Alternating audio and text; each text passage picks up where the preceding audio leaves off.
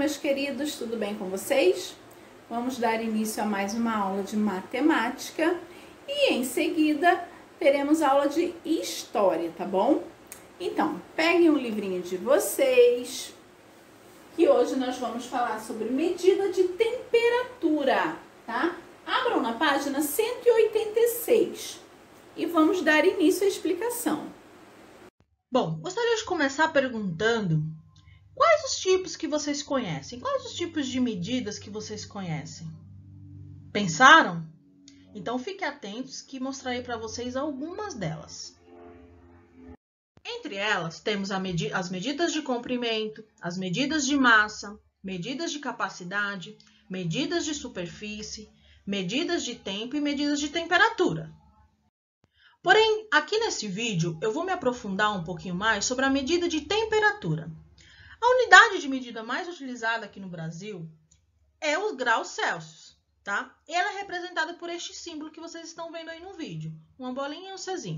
O instrumento mais utilizado para medir a temperatura é o termômetro. Este aqui é o termômetro de mercúrio. Observem as características deste termômetro. Então, ele tem aqui essa base vermelha, aonde mede a temperatura, e aqui ao lado tem os números. Então, esses números aqui, aonde essa parte vermelha parar, é a temperatura do corpo ou do ambiente, tá bom? Esse é o termômetro de mercúrio.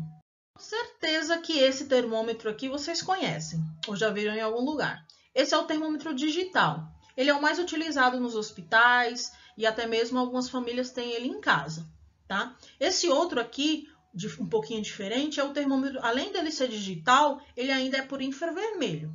Tá bom?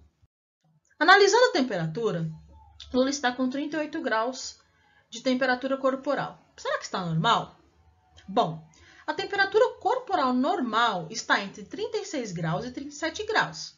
Se estiver abaixo ou acima, é preciso ter cuidado. E, se possível, tem que procurar um médico. Agora vamos analisar a temperatura de outra forma, como previsão do tempo. Como vocês verem aí, nesse mapinha de previsão do tempo, tem algumas informações importantes a gente entender. Temos aí, primeiramente, em cima, os dias dessa previsão e as datas também. Isso indica se essa previsão é para o início do mês, para o fim do mês, para o meio do mês. E é muito importante a gente saber isso. E embaixo dessas datas, ainda tem os desenhos de símbolos. Tem um solzinho, tem um sol atrás das nuvens, com chuva. Isso também dá para a gente entender que, se tiver só um solzinho, entende-se que esse dia vai ser ensolarado. Se tiver atrás das nuvens, com chuva, então indica que esse dia pode ter chuva, tá? E logo abaixo também tem aí as medidas de temperatura e tem umas setinhas, uma setinha para cima e uma setinha para baixo. Será que vocês sabem por quê? Bom, essa setinha para cima, vermelhinha, indica a temperatura máxima daquele dia. Ou seja, a temperatura máxima daquele dia pode chegar a esse número. E a setinha para baixo indica a temperatura mínima daquele dia. Ou seja, naquele dia, a temperatura mínima pode chegar a esse número, tá? E além disso, embaixo, tem aí as chances de chuva. Então, cada dia está marcando a porcentagem de chance de chuva.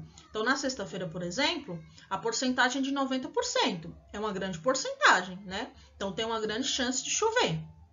Na quarta-feira, a chance de chuva é de 0%, ou seja, a grande chance de não chover naquele dia.